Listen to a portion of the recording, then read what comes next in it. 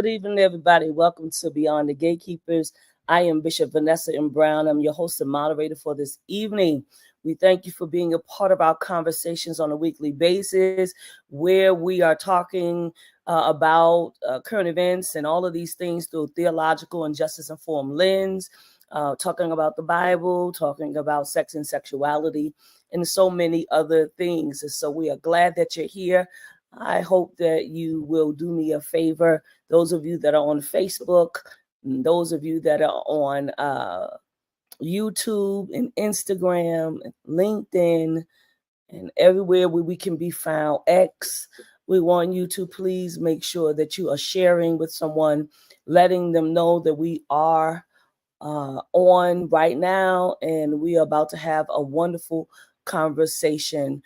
There's so many things that are happening, going on in the world. We certainly want to send our prayers up for those who are in the direction of the Hurricane Helene happening, stirring up in Florida and supposedly hitting the Atlanta, Georgia area, the Georgia area as well. Praying for all of you all that you are safe, that you have everything that you need with regards to this particular storm. Again, we want to say good evening to all of you that are on Facebook. I see you coming in the room now, YouTube, Instagram, all the places where we can be found. And so let's find out where folks are from. We don't want to belabor the time any longer. So I see Albert Reed is here with us from Colleen, Texas. Good evening, Albert. Regina Ross is here. Harlem is in the house. Darlene Connor was here. Queens, New York is here. Ronnie McFarland is here. Pastor Ronnie McFarland from California. Thank you for being with us on tonight. Chuck Hunt is with us. Monroe, Louisiana is here. Thank you. Pastor Charles Waterson in Ohio is here. And so we welcome you all for being in the room tonight. Thank you so much. Herbert S. Jones is here this evening. We say welcome to you. Boston, Massachusetts is in the house. I see other people are still coming in. Want to give you all the opportunity to be in it. Make sure that you all are sharing this particular broadcast with your neighbor tonight, letting them know that we've got a great guest. And so we want to be here with you all tonight as we engage in this particular conversation. And so, like I said, I'm not going to linger on tonight. I want to bring forward our guest. And he is none other than Pastor Trey Ferguson. He is a minister, a podcaster, and a speaker.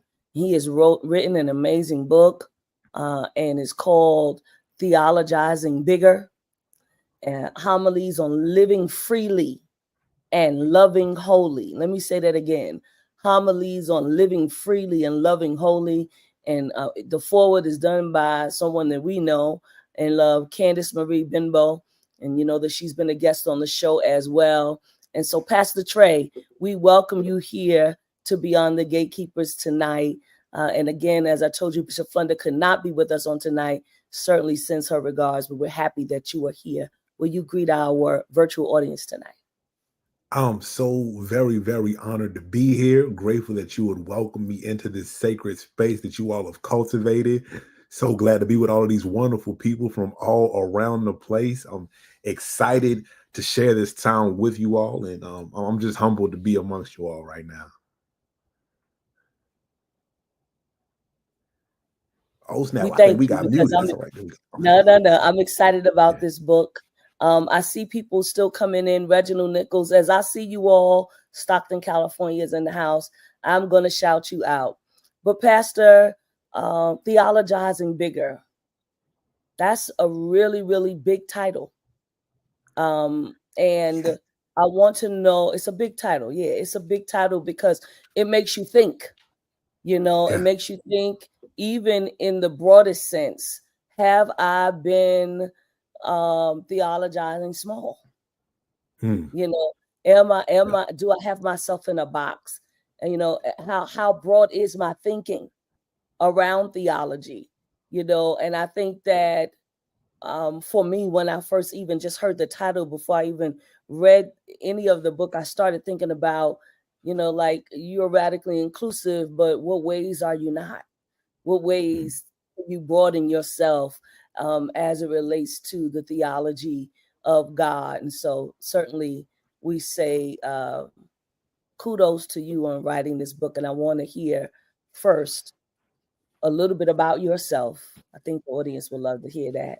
And then I want to engage with you about the book. Yeah, and I appreciate that, because ultimately, when we talk about theologizing bigger, the first step is acknowledging that which we have inherited, right? Um, None of us exist in a vacuum. None of us pop out of thin air and just start going places. And so, for me, when I talk about theologizing bigger, I'm really talking about this process of examining my inheritance, in this case, theologically speaking, but so many different areas are shaped by what we've inherited theologically, from our ethics to the way that we think about who and what God is, to the way that we think about treating other people, shaped by the ideas that we've inherited. And ultimately, all of us, no matter what your tradition is, I don't care if you are an Eastern Orthodox Christian who was born in Russia right now, or you're a Coptic Christian in Egypt, or you are a Pentecostal who was born in Atlanta, Georgia. The fullness of who and what God is cannot be contained in our tradition.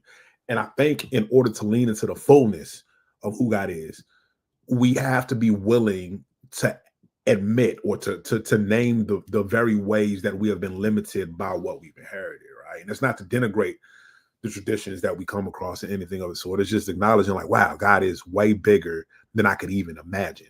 Absolutely. To me, that's an exciting thought, right? Absolutely. And so when you ask about who I am or whatever, I'm somebody who, I inherited a whole lot.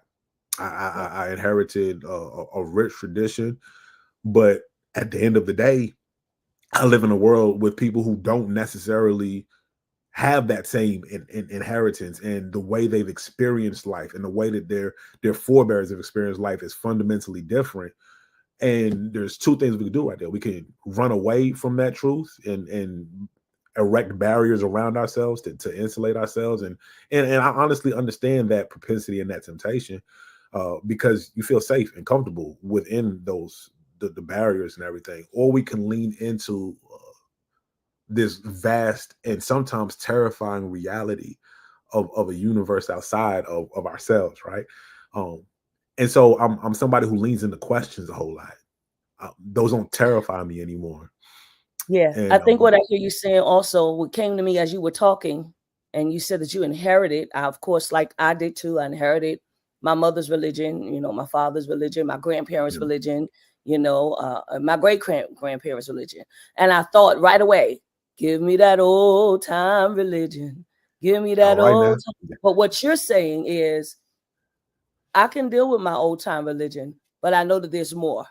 And so be prepared to expand. Right? Absolutely. Be prepared to expand, because everybody that's in your atmosphere may not necessarily know about your old time religion. Absolutely. And if Jesus is indeed one who came that we might have life and have it more abundantly, are we intimidated by the fact of there being more outside of what we've inherited? Or somebody I see in the comments say inherited or indoctrinated to believe in and accept as religious doctrine. I think there's a very thin line, and at times I'm not sure if there's a difference, right? Like, if you think about like a financial inheritance or whatever, and you happen to be in a family where they set you up pretty decent, you don't really know a life any different than financial abundance or prosperity. And so if I am somebody who inherited a different type of struggle, what you see when you encounter me is somebody with deficiencies. And because you don't know anything else, it might seem to you as though this is a deficiency that is resulted from something that I did, as opposed to just what we've inherited, right? When we talk about whether we talk about an inheritance or an indoctrination, I think those two are kind of two sides of the same coin. Yes. And the degree that we can move beyond those is the degree to which we can enter other relationships and dialogue with humility about where we are, and the idea that there is just as much validity to somebody else's lived experience as there is our own. Let me back us up a little bit and ask you, why did you write this book? That's a dope question. And I think for me, why I wrote the book was because when I was navigating online spaces, particularly during the pandemic, Yeah. as a lot of people were going through what they deemed a deconstruction process or whatever, and really questioning the faith they've inherited, what we saw happening was not just the beliefs that we inherited being re-examined, but also just the communities. As we saw, like, I think a lot of our churches were exposed over the pandemic, like, oh, without all of the hoop and the hollering, without all of this stuff, y'all don't really have much to offer. And I say that as Right. somebody who's committed to the local church. Like, I still serve in the local church, right? And we kind of got exposed. So I'm sitting there navigating all of these people wrestling with, oh, what does this mean that all of these things that I've been taught and all of the importance that was placed on these communities has been exposed as not being able to meet us at the highest point of need. And so as Exactly. I'm thinking and wrestling with these things and finding people connecting with it, honestly, I was in a fortunate enough position where like publishers were starting to reach out to me about writing a book. And as I was thinking of what that looked like, the book that I felt called to write wasn't one that most publishers were willing to take on, because it wasn't one that centered like the white evangelical experience that a lot of publishers are after. I was like, nah, at the end of the day, yeah, y'all got what y'all got, but that's not me. That's not my story. That's not what I'm really trying to talk to. I'm talking about the fact that I too have an inheritance that I had to deal with and had to walk beyond, not beyond, but had to wrestle with the fact that, oh no, God is bigger than everything I've inherited. And it's Right. okay to name the ways that we have fallen short of the invitation to walk into new things with God in this season. And so me writing this book, particularly at this time, was about, oh, if you have questions, it's not because you tripping, it's not because you walking away from God. As a matter of fact, it might be that some of us had to leave our communities in order to find God in That's right. the fullness of God. Right? That's right. I love that. I see other people coming into the room. I greet you, Pastor Siegfried Benton, Temple Hills, Maryland, Sean Jenkins, Atlanta, Georgia, and we certainly are praying for you. You talk, Pastor Trey, about the Black church tradition. Say a little bit more about the Black church tradition. All Black church traditions are not the same. Right. However, most are. So let's talk about the ways in which they can be the same. So talk about at least from your social location. Right. So to crib some off of the great Reverend Dr. Otis Monster III, right? He says there are Black churches and there are churches with Black people. And Correct. I think, yeah, and there's a commonality between the two, because even for the most part, even the most conservative Black church, where like you can walk in and aside from the music, you find the same theology that you'll find in the greater white evangelical project and everything. True. Most of them will still acknowledge the reality of the Black experience in America as something different. Now, there are exceptions there where like people will even downplay that. But that is something that I have found in my experience and my theological education and my upbringing from childhood, growing up in these traditions, that like, oh no, like this is different. The reason that we sing like this is because of X, Y, Z, and because of all of that, right?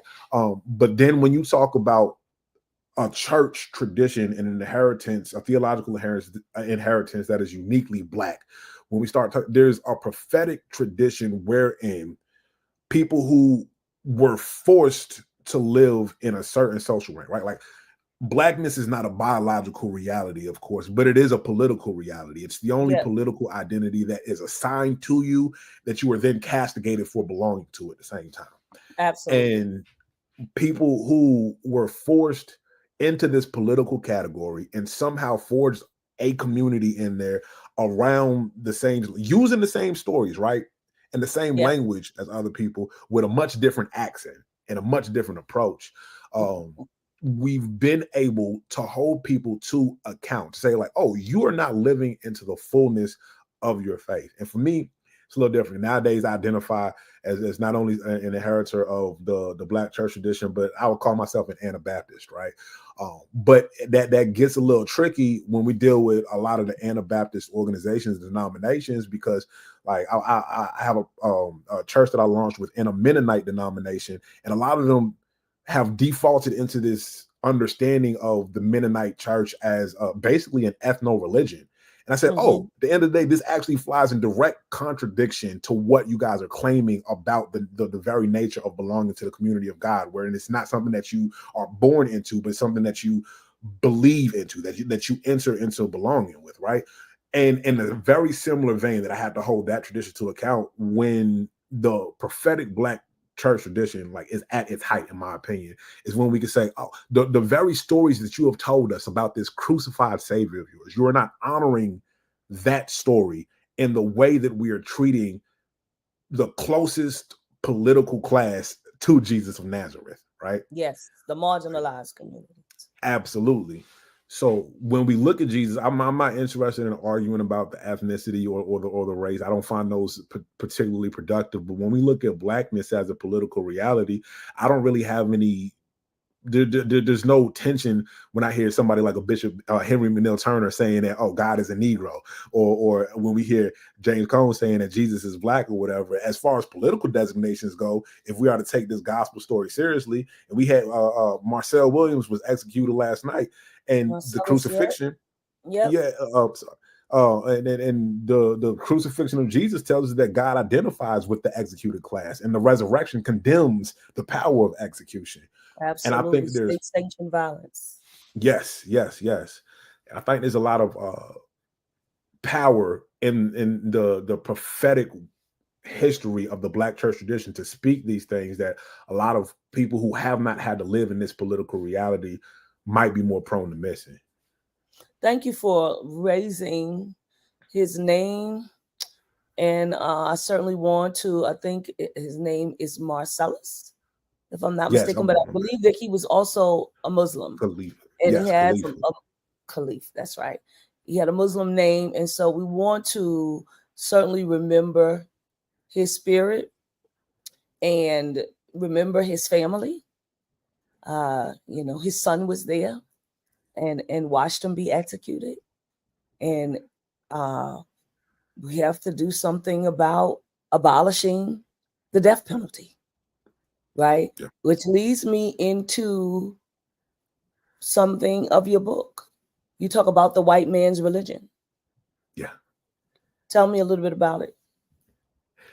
So the reason I framed it that way, that was probably one of them chapter titles that kept me out of the target or the framework of a lot of major publishers who want me to tamp stuff like that down. But even from a historical perspective, if we were to look, because I was talking to you earlier before we started the stream, I was born in New York, but I grew up mostly in Virginia. And one of the things that every public school student in Central Virginia, when I was growing up there at least, had to do was take a trip to Jamestown. And you go and you experience what it was like in colonial life and everything. But having grown a little bit older and examining some things, you'll see that we get to a point of colonial law where the words Christian and white are almost interchangeable. Yep. And what that leads to is this process by which a Black person, whether free or enslaved, could never become white or enjoy the fruits of whiteness within this construct. But you could get pretty close if you understood what it meant to become a Christian. And that posed legitimate problems because there were codes and ethoses against enslaving other Christians. And then they had to decide that, okay, Christianity will not free you from the plight of being Black. And so even as much as people want to pretend that, oh, we stand on the Bible alone, that is simply untrue when we recognize that we are all inheriting things. We all have an inheritance, right? And part of a great deal of the inheritance of the church in America is this structure that ties what it means to be a Christian to what it means to be white and enjoy the fruits of whiteness. When you think about the fact that the largest Protestant denomination to this day is the Southern Baptist Convention, which was founded for the express purpose of protecting the institution of chattel slavery, which in any decent society probably would have fallen by the wayside around the same time as the country that they helped found, known as the Confederate States of America, fell by the wayside, right? When the people who laid that foundation are laying the foundation for what is widely regarded as proper theology in this country. Like, oh no, this is a white man's religion that we're dealing with. Sure. And I think we also we have to recognize the truth of it is that Christianity is baked in white supremacy, right? yes, Not just the white man's religion, but also white, which people try to make synonymous, but they are two different things, right? White man's religion and white supremacy, but they do walk in tandem together, right? most definitely. People are doing things. I mean, this state sanctioned violence that we're experiencing, because this was not the only execution this week of a black man, right? You know, it's coming from white judges and white governors that are not giving clemency, right? We talk about the governor of Missouri, and I'm off track a little bit, but I need to say this. We talk about the governor of Missouri who gave a pat on the back to a white couple who pulled out their shotgun against black protesters, but the prosecutor, and so many other people, even the family of the deceased, said this man should not be executed, and they still executed this man.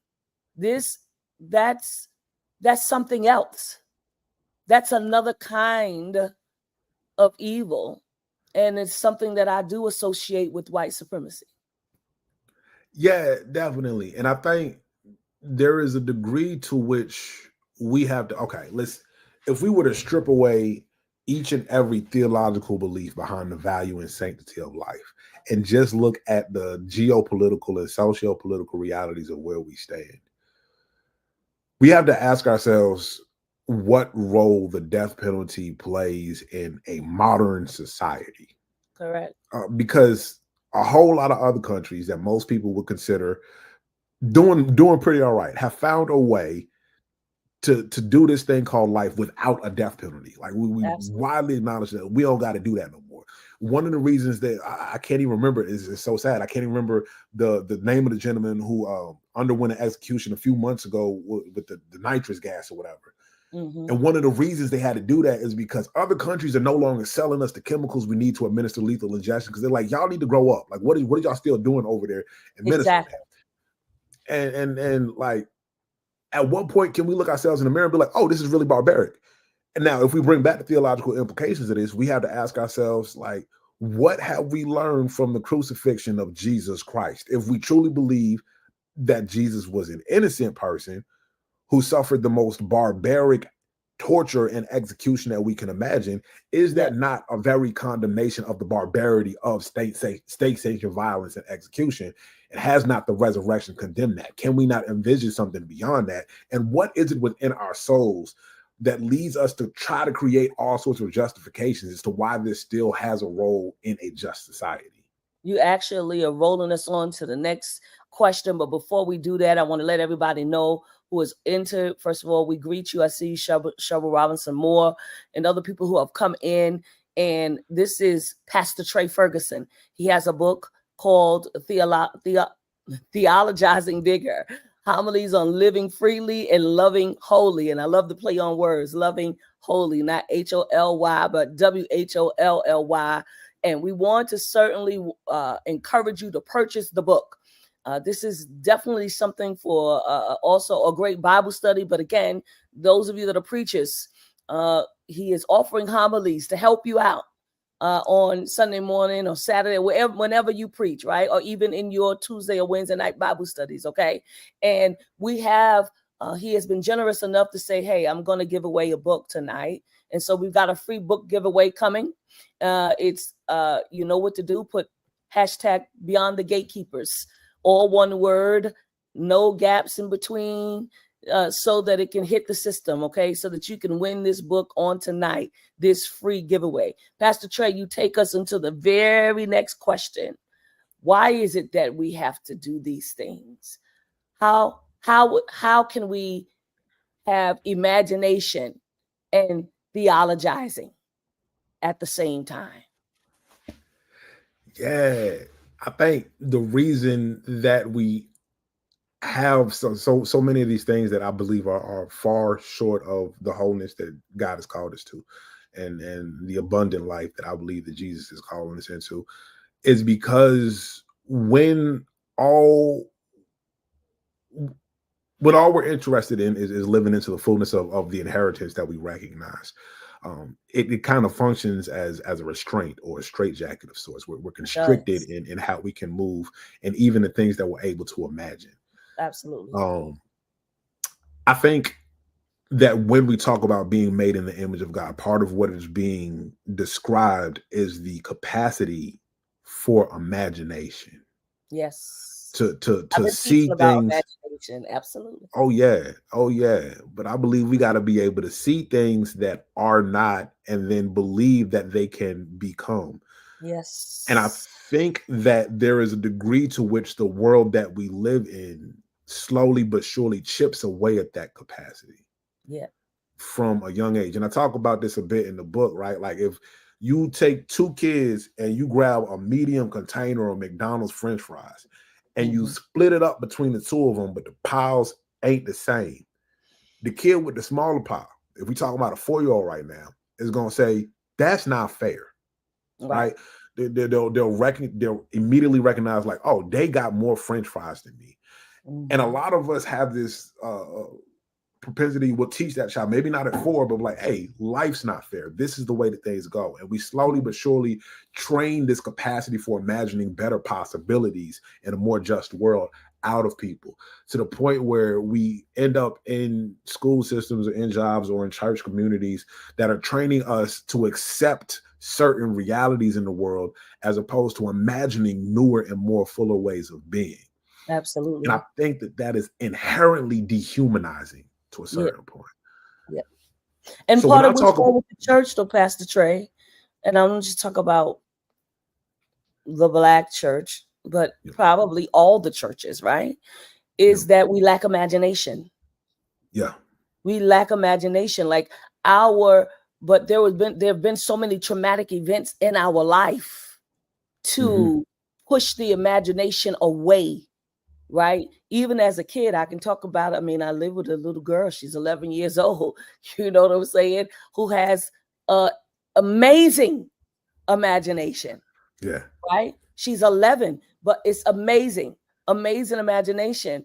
But what happens is things happen in life. Life keeps lifing, and that imagination starts slowly taken away. Right? Yes. Bad things happen, trauma happens, different things happen. I think that we have become adults with no imagination, which is why we're always looking for young people and young adults to come back into our churches, because what they're doing is bringing the imagination back, right, to us, so that we can reimagine what church is supposed to be and what theologizing looks like and what a better world looks like. Absolutely. Because I think there's a reason that a lot of the time when Jesus talks about who the kingdom belongs to, he says, oh, it belongs to people such as these, right? The little children. And he says, if you want to see the kingdom, you have to be born again. You need to hit the reset button and be like them. Because I think that ultimately when we talk about what salvation is, it's the process by which we become reconnected to our imaginations. It's when we're reconnected with that element of our humanity that bears the image of God, the capacity for imagining these things, the power to walk alongside the Creator in the project of creation. I think there's an open invitation for us to be co-laborers with God in that. And I think that when we become separated and divorced from our imaginations, that we are stepping away from that invitation. And the moment that we re-engage that, we can walk into this invitation and this opportunity to co-create with and co-labor with God in the project of creating a new heaven and a new earth. I love that. Thank you for that. And then we talk about resisting shame and embracing humility. It's complicated. Yeah. So it's funny, the one part of the book that I got the biggest pushback on was the chapter, I think we got shame backwards. And oh man, I hope I'm not jumping out of order or whatever in this conversation. Go. It's okay. Yeah. And what I was trying to impress upon people is not shame for the sake of embarrassing and beating ourselves up, but I do believe that within a healthy community, there's this concept of a friend of mine who's a psychologist, went to school with me and did way more impressive things than me after we graduated undergrad. Sure. But he introduced me. His name is Dr. Ola G. Obama Chigman. And shout out G Dave, wherever you are. He introduced me to the concept of linked fate, right? Like the feeling that we feel when we hear about another mass shooting, and instinctively we hope it ain't a black man or a black woman. Like that one thing. Like I remember the feeling when I heard a DC sniper. I said, "It's two of them," Right. and they both like right. This feeling of linked fate because, And when I and it's just heard funny. about Georgia, I Yes. prayed that it wasn't Oh a yeah. black person that did this. And it's true because and it's honestly a bit of a trauma response, right? Is the concept of linked fate, understanding that when you are part of a class that is viewed at near the bottom of the hierarchy, that you will always be judged by what people perceive as the worst among you, right? Yeah. And so we hope like, oh, please don't let this be one of us. And I think that there is a degree to which a communal understanding of representation can yield to a healthy definition of shame. Now, I don't mean in situations like that, because mind you, I don't know that white people feel the same way when another mass shooting, like, oh, please don't let it be another white person, because they don't feel the same sense of link, fate, and shame. But Absolutely. on the flip side, right? If I am out here wilding out, just doing whatever and not thinking about nobody, there is a degree to which I'm like, wow, my mama raised me better than this. Mm-hmm. She deserves me putting a better foot forward. Yeah. That is, I believe, a healthy sense of shame because it is born out of a sense of accountability rather than one of self-deprecation. Got it. And when we can lean into this sense of accountability, I think shame can be a healthy tool for modeling and inspiring better behaviors and ethics among us. But at the Absolutely. same time, like in the book, I outline what I think an unhealthy shame is. And that's when you're dealing with other people's unfair expectations on you. And that leads to self-deprecation and me not recognizing the God in me or what God has put in me. I That think is we got to right. be careful about outlining these things and differentiating them. I'm glad that you outlined it in the book that way, and so that people can get that understanding. And I love that. And you talk about embracing humility. I think that's the other part of it, right? Yeah. Humility, I believe, is ultimately the very posture of Christ. Like that's the lesson that we're supposed to get from all of this. And I think my favorite, I detest proof texting as a practice. I think it's a very unserious way of dealing with scripture, but we all got our favorite verses every now and then, right? And when we get to Philippians chapter 2, right around verse 6, where it talks about Christ who, though being equal with God, did not think of equality as something to cling to, and humbled himself, taking on the position of a slave, meaning that very miracle. I detest when we focus on the crucifixion as the ultimate act of sacrifice, when I think that verse suggests that it's the incarnation where we see the sacrifice of God, where like, yes, I am the creative force in the universe, but I want to be with you. I want to be where you. I want to Yeah. experience life as you do. I want to know your hurts. I want to know the things that you pray to me about. Like I'm going to enter this story alongside of you, and so I will humble myself by entering. I will take my imperishable nature and put on corruptibility in human flesh to show you that this too is sacred. That is a very humble thing. And so Yes. what that looks like for us is acknowledging that even when we are in positions of privilege, right? Like I've never experienced what it's like to be a white person, but I am a dude, right? I'm a masculine You have a certain presenting part. You have a heterosexual dude, certain privilege. You do. Absolutely. right? And so what humility looks like for me is acknowledging all of those things and then choosing solidarity with people who do not experience life in the way I do, That's right. choosing to acknowledge them as reliable narrators of their own experience and recognizing that they too are the location of the very image and presence and spirit of God. Yes. They don't become more godly to the degree that they're able to look more like me That's or right. to live life as I do. or to love the same type of person that I do. That is not what godliness looks like. What godliness looks like is us taking away all of the barriers and all of the unhealthy shames that we put on our neighbors in order that they might live into the fullness of who God has called them to be, no matter the circumstances that they were born into, no matter what their inheritance is. Yeah. I love that. Honoring tradition and relating to God. Yeah. That's always a tricky one to navigate, right? Particularly as when we grow up in those traditions where I am the way, the truth, and the life. No one comes to the Father except through me, which means that our highest priority is getting people to understand that Christianity is the true religion, right? Despite the fact that the object of Christian worship, Jesus of Nazareth, it was not a Christian. It never identified as such. Before you go further, Pastor Trey, I want to acknowledge Pastor Ann Jefferson is on, and you said something before. If you like me, you may not remember what you just said, but she wants you to say the phrase again: reliable of their own experience. Oh yeah, be a reliable narrator of their own experience. Reliable narrator of their own experience. Yes. Because I think pride will often give us the impression that we can have a conversation or even just view somebody and automatically know and articulate the life that they live and their own truth. Where humility will say, like, no, I need you to tell me more about this because I will never fully understand what it is to be you. I'm going to trust you to be a reliable narrator of your own experience. Right? Absolutely. Now let's go back to honoring tradition and relating to God.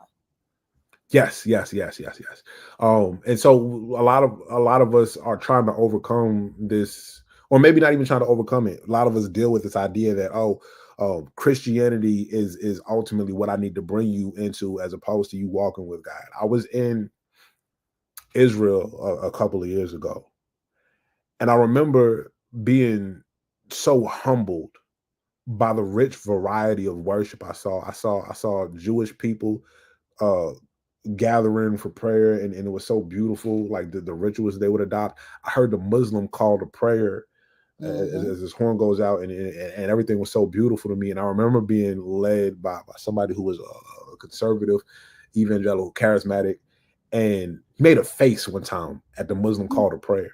I was like, what's going on? He was like, I'm sorry, I just get annoyed by that. And I said, I was confused. I said, we done traveled halfway around the world to these people land. Right. And you got the unmitigated audacity, the gall to be upset or offended by how they are connecting with God. With the God of their understanding. Yes. And I had to sit there and wrestle with, like, what part of the gospel is that? What part of what I don't understand that at all. Like, yes, would I find space for disagreement with some Muslims over there? I'm sure I find disagreement for Christian people I go to church with every Sunday, right? Exactly.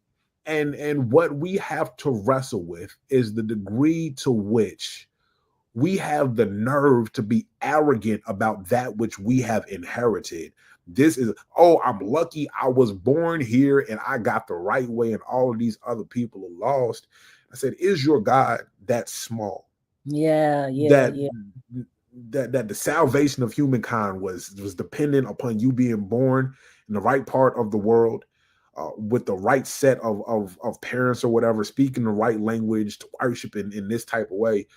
Or is there a love that is bigger than that? Yeah.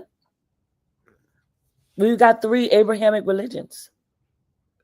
Well, it's 3 major ones. We got even more than that, right? I mean, we got more than that, but I'm just saying the 3 that we took. So, I mean, so that is one of the problems I think that is happening. And I'm so glad about theologizing bigger, because at the end of the day, the superiority complex that I believe that Christianity suffers from, it's what is diminishing who we are. It's why somebody can get up and say, 2 Corinthians.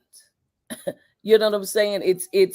You know, I'm not going to go down this road. I'm not trying to make you lose your book deal. I'm just trying to say that we got situations that we as Christians need to deal with. And I think that this book helps us to see ourselves more. Okay. To see ourselves more. I'll say it like that. Yeah, But and not only see ourselves more, but to see each other more, and the yes, value that other people provide, not only to ourselves but to the world around us. Like, that's right. creation is more beautiful when I can see it in high definition. Absolutely. Absolutely. And let's bring it down to brass tacks. I'm a kid from Harlem. You're a kid from Brooklyn, by way of Virginia. Now you're in Florida. I'm Harlem, by New Jersey, Delaware. But I guess what I want to say is that I wouldn't know about a bigger God until I saw other things, Yes. right? That was out of where I grew up at, which is nothing Right. wrong with where I grew up at. But and I've gone to other countries and I've seen how other people live. And I think you got to have those kind of experiences to,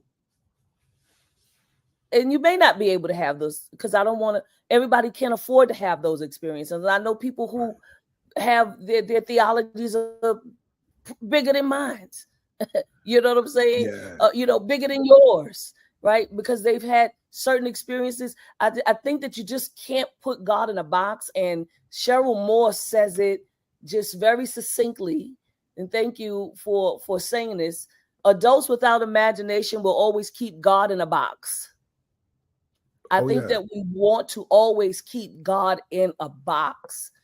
And that is not, at least for me, that is not the God that I serve. I think there's a degree to which I try to be as empathetic and compassionate as possible, because you're right that not everybody can afford all of these experiences, and truly, I can't afford none of them. I've been blessed that some people feel like I don't know. Maybe I got one of them needy faces. They be like, "You need to see some stuff," and then I get sponsored and stuff. But here's a truth of the matter: there's not one single person watching, listening to this stream right now who does not have internet access. That's right. And one of the things that the internet affords us is the opportunity to connect with people that we never would have, right? Without the internet. And that's something I had to come into realization. It happened probably about 4 years ago at the outset of the pandemic, when like I went to school with a few white people and everything, but I never really had no meaningful relationships with any no, I won't say I want to have meaningful relationships. What I came to realize was that it is entirely possible right now. Let's take a white person, for example, for them to live an entirely meaningful life without a single relationship of significance with a black person or somebody who is not also white. Like that's a fact of the matter.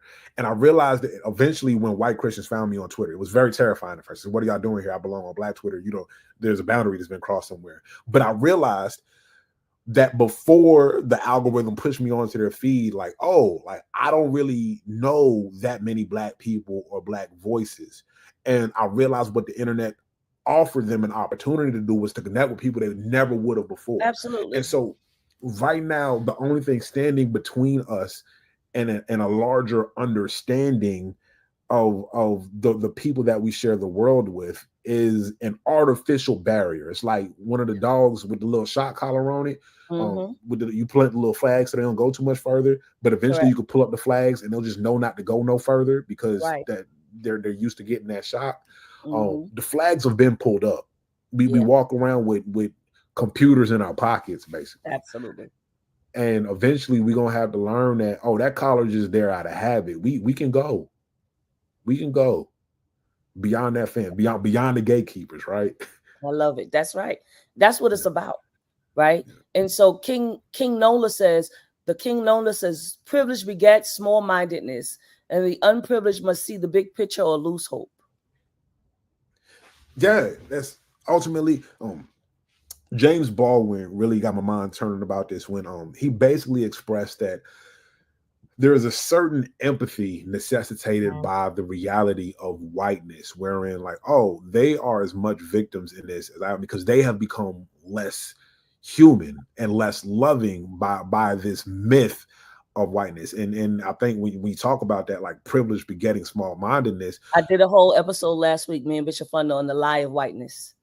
So Yes. yeah, And absolutely. and the degree to which like believing that will have you believing falsehoods about yourself. Like, oh, you born on third base, think you hit a triple, and you think because you see me hustling around second base, coming that all of a sudden like, I must have been born there too. No, there are different ways of experiencing this world. And in the second half of his quote right there, he said, "Privilege begets small-mindedness, and the unprivileged must see the big picture or lose hope."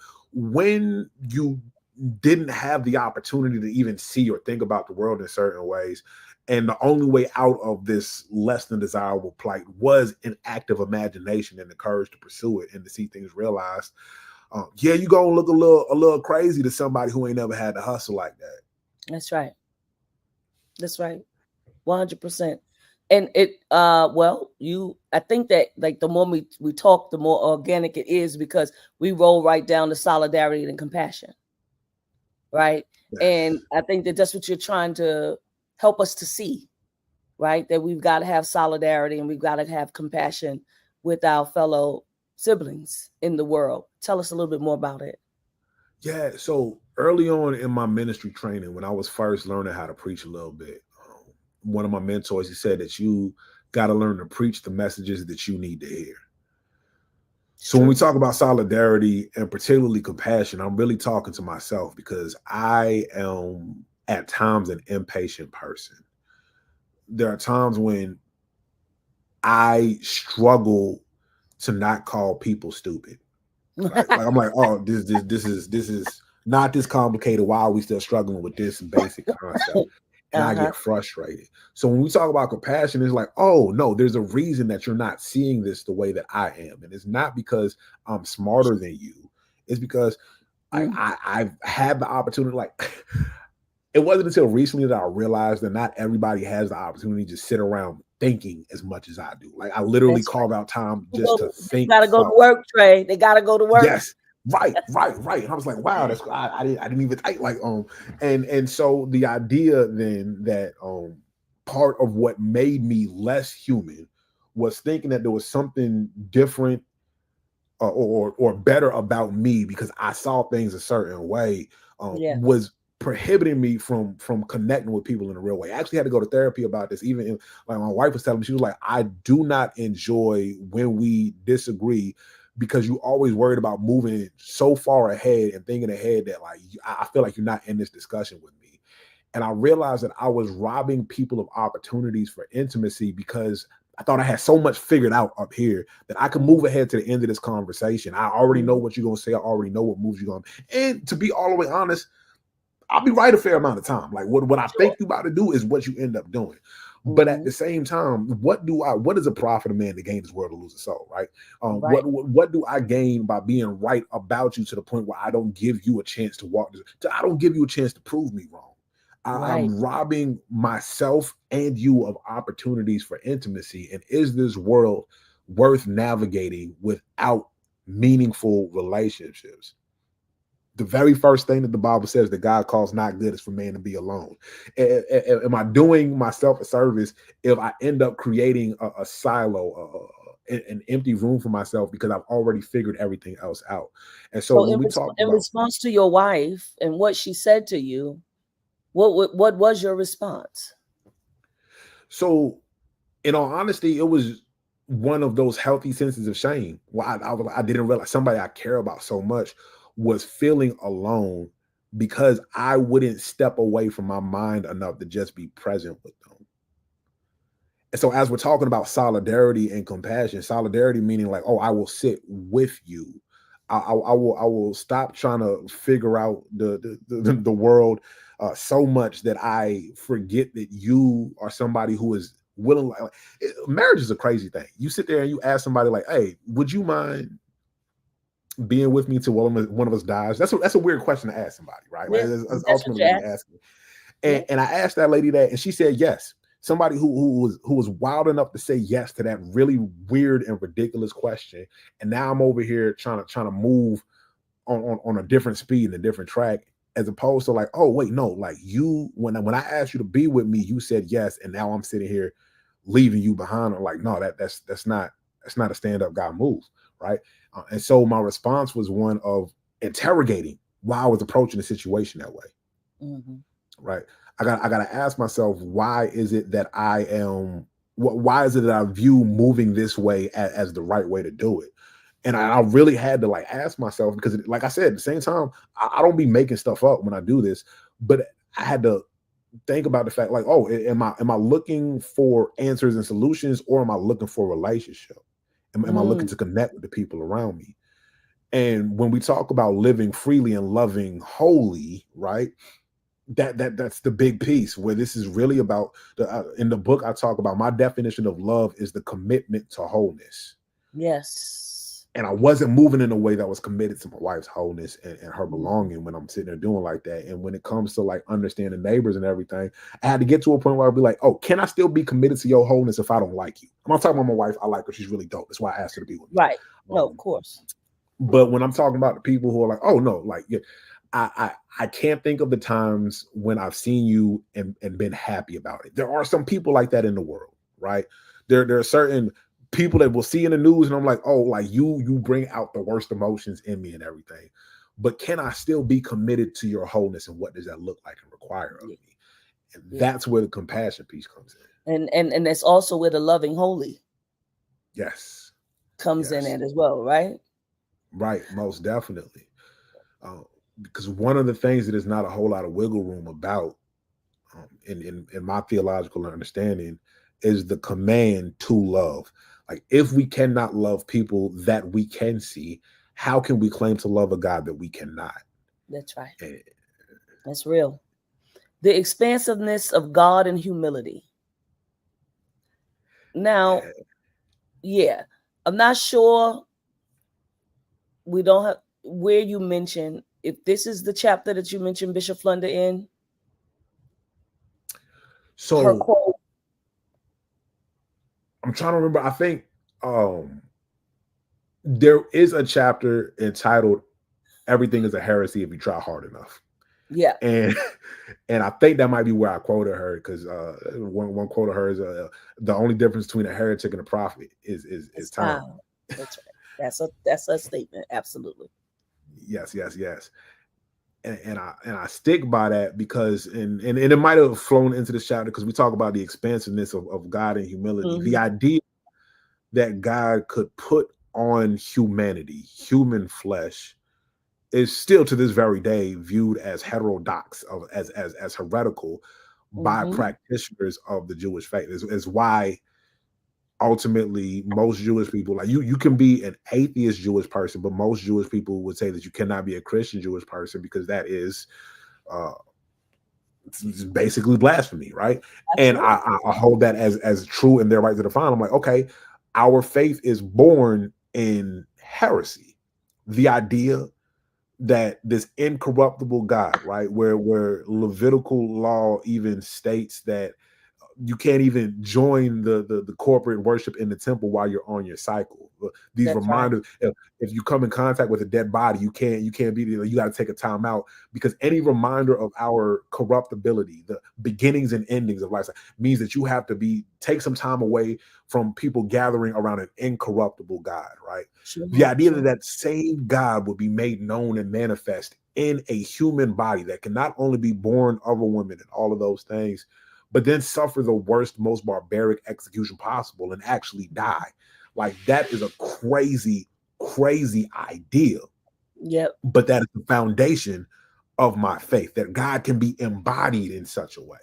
And so when we talk about the expansiveness of God in humility, we're talking about like, oh, what the Christian testimony is, rightly understood. I'm not talking about like the history of the Christian church. I'm talking about the elements of the faith, where we take our departure from the inheritors of the first Christians or whatever, is in the idea that this supreme almighty God would humble themselves to the place of debasement and putting on a human form in that way.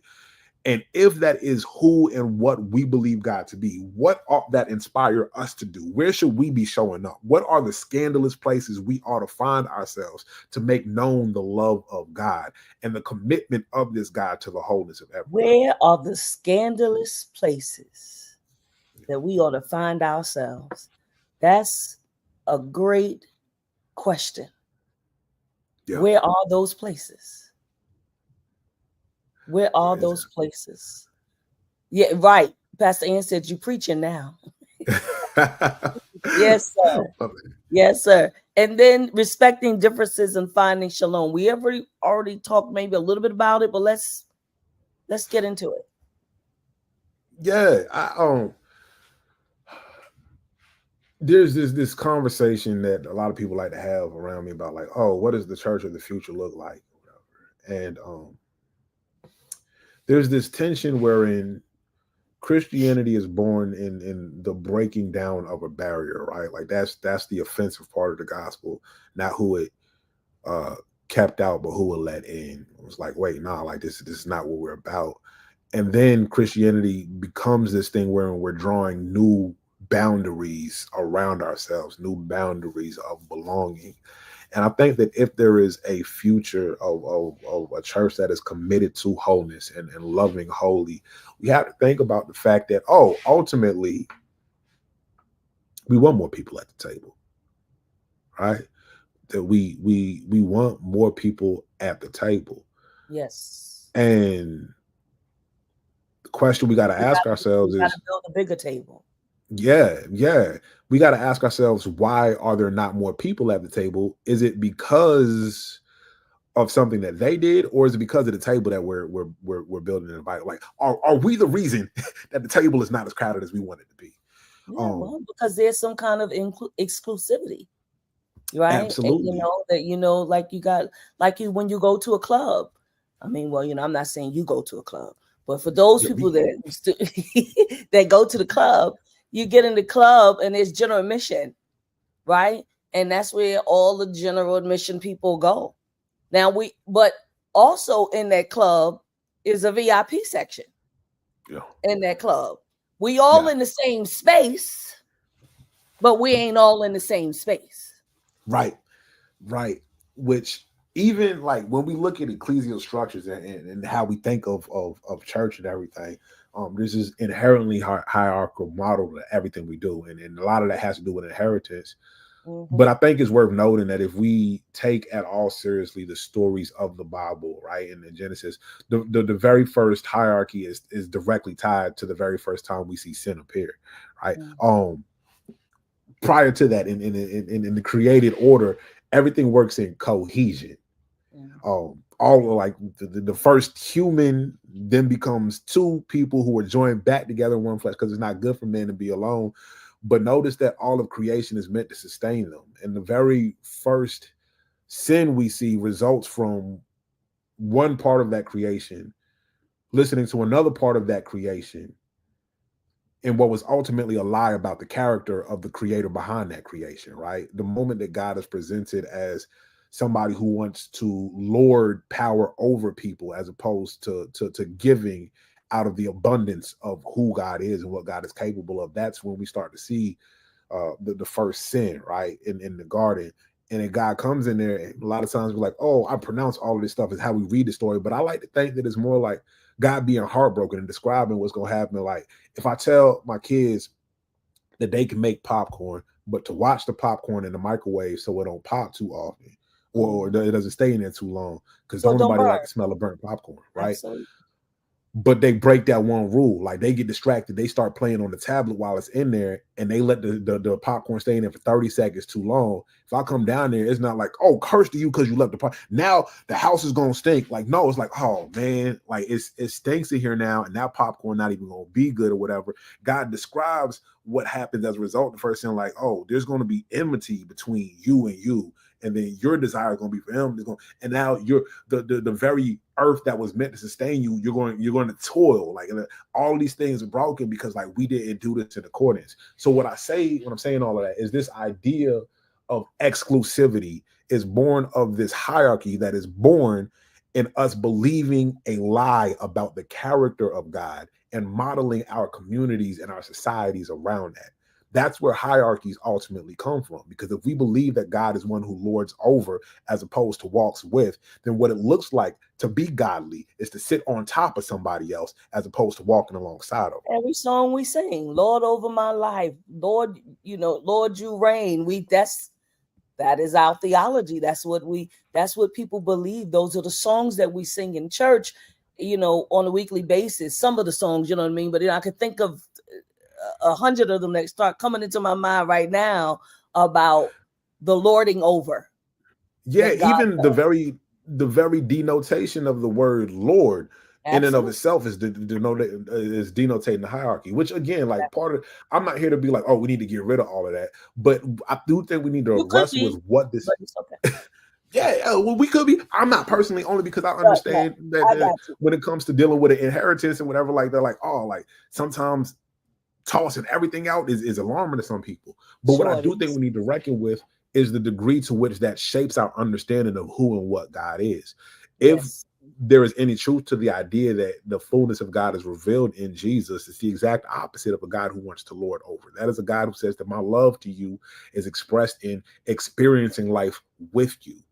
Even taking on the worst of what you all have created for yourselves, even if it means that I will suffer the fate of this barbaric torture device that you all have created. That is how much I love you, right? And when we talk about, like, when we say Jesus is Lord, that's almost a tongue-in-cheek statement.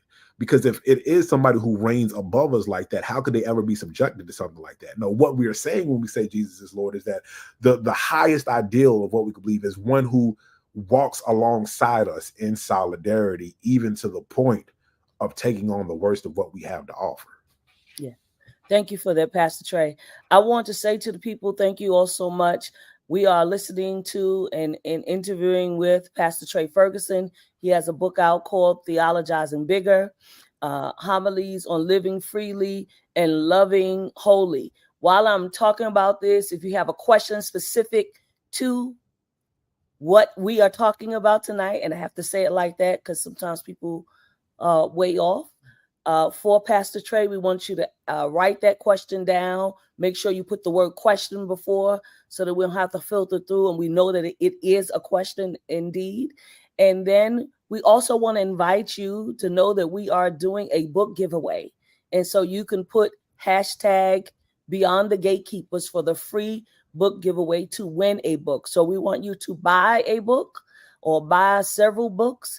Give it to your pastoral team, give it to your Sunday school teacher or your Tuesday night teacher or your Wednesday night teacher, whoever it is, so that they can have access to the book. I'm telling you, if you have some pastors, a board of pastors or preachers in your ministry, you certainly want to make that investment for them as well on tonight. So if you have questions, I need those questions now. We want to wrap up this conversation. And again, we invite you to post your question. Please type the word question before so it can be easily seen. All right. And then again, make sure you're putting hashtag Beyond the Gatekeepers because we're going to wrap this conversation up fairly soon. I think I saw a question. And let us see what it says really quickly. How much does Christianity actually control the everyday life of people that absorbs the doctrine used to control every aspect of one's life? I'll probably argue that it's even a little more insidious than that, right? Like, there's a degree to which, when we think about people insisting that the United States of America is a Christian nation, theologically speaking, that's never really been the case. But culturally speaking, no, that's absolutely true. And I'm not arguing that should be the case. I'm talking about the way that Christianity, as a cultural orientation, has shaped our society. Yes. And a lot of times it don't even have nothing to do with doctrine that much, so much as, oh, if we accept that this is what it means to be a Christian, that becomes the truth, regardless of whether or not it looks like Jesus or God or whatever. In the same way that, like, Judaism is not a universal religion in the way that Christianity and Islam are, right? It is both Yeah. an ethnic people and a religious belief system. And then you have Islam, which comes after Christianity. But even then, Islam, in most contexts, is tied to a culture in that, like, oh, you're supposed to read the Quran in Arabic. Like that's the way it's supposed to be done. Christianity is, and I want to be clear about this. I'm not trying to sanitize anything, because there's definitely conquest in the world of Islam as well, and they be doing stuff. They be trying to advance the cause. But Christianity is unique in that, oh no, we actually prioritize the translation of our scripture in the various languages, and it becomes, in some senses, right, like even when you look at the way that missionary work is done, the religion of empire, and blatantly so. And to the degree that we believe that Christianity is not properly practiced unless it is spreading, we have to understand that there's no real way to measure anybody's actual theological beliefs. And what we're actually advocating for, a lot of times we talk about that as assimilation into a cultural model. Yes. And so when you ask, like, how much Christianity controls the everyday life of people that absorb doctrine, used to control every aspect of one's life, it's more than even the people who are inside of the churches. I have conversations with people who have left churches behind and left certain theological beliefs behind, but have not left this same desire for certainty and this arrogance about the things that we know and being right. Like, they haven't left that behind, and that's a product of Christianity. Yes, right. So you can leave the creeds behind, and you can leave the doctrines behind, and take the arrogance and the supremacy with you. And I think that's a great disservice to the neighbors around us, to not evaluate those things. And I'm not trying to absolve, like, Christianity of the blame. What I'm trying to do here is speak about the degree to which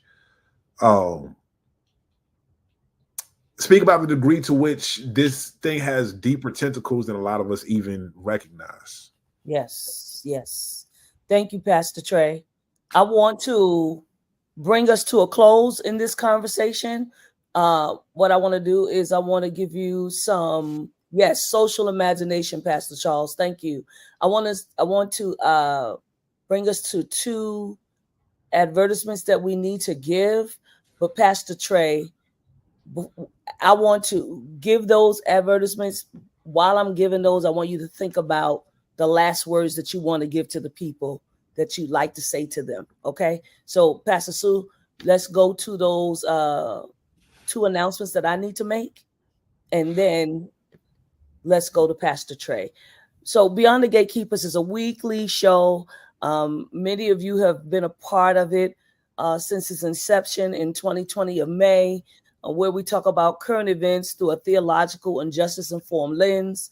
And so we want to appreciate those who have been supporting our broadcast by showing up and by giving. We want to give you and still others an opportunity to support our broadcast by sending a donation via Cash App to $TFAM annual, or to PayPal at www.paypal.me/TFAM justice. So 2 ways you can give. That is through our Cash App, $TFAM annual, or through PayPal, which is paypal.me/TFAM justice. We appreciate you, and we appreciate the support that you are going to give. Our second announcement is that TFAM is going to be celebrating 25 years on next year. And Bishop Flunder, who is our presiding prelate, would like to invite you to meet us in Atlanta. Our theme is still what it was for our leadership, something inside so strong. The dates are June 30th through July 6th, 2025. That's June 30th through July 6th, 2025. We want you to stay tuned for the hotel and registration information, but we certainly do want you to hold the dates. And thank you so much. We look forward to seeing you in Atlanta. So give us those words. Most definitely.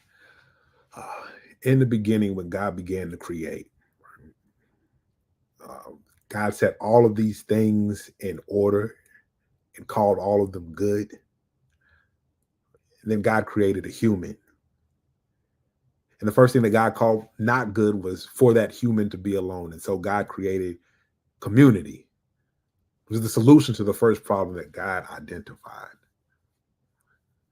And I mourn the ways that we are pulled away from each other, because I think that when that happens, we are stepping away from God's design for a unified, harmonious, beautiful, self-sustaining creation.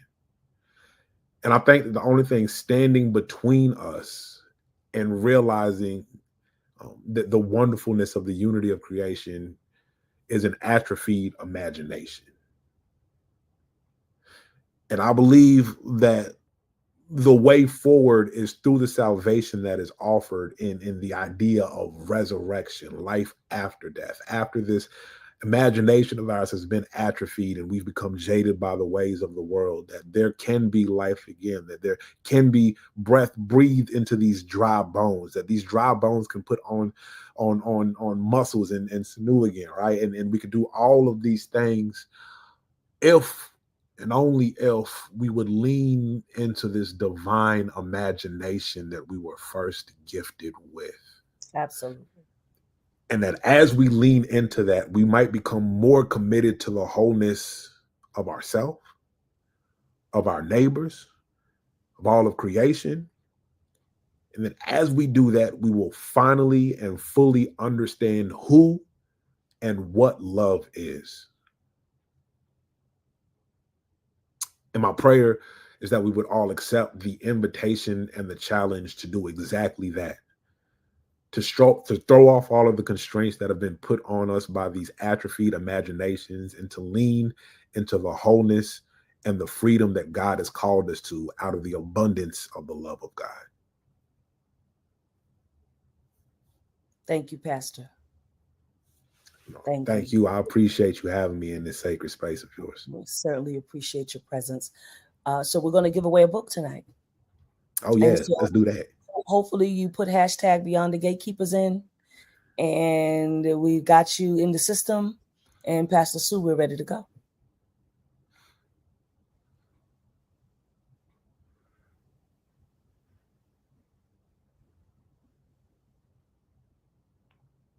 Our winner tonight is Sean Jenkins. Congratulations, Sean Jenkins. Make sure that you give us your address inside of the Beyond the Gatekeepers messenger, and we will make sure that that gets to Pastor Trey, and he will make sure that you get a book. Thank you so much, Pastor Trey, for your transparency. Thank you for your great theological mind, and you have encouraged us all and challenged us all to love better and to think bigger. And I pray for your ministry, and I pray for your good work for the next book and the next book and the next book that will come from you. To our listening audience, we say thank you so very much for joining us tonight on Beyond the Gatekeepers. By the grace of God, we will see you next week. Thank you, and God bless you.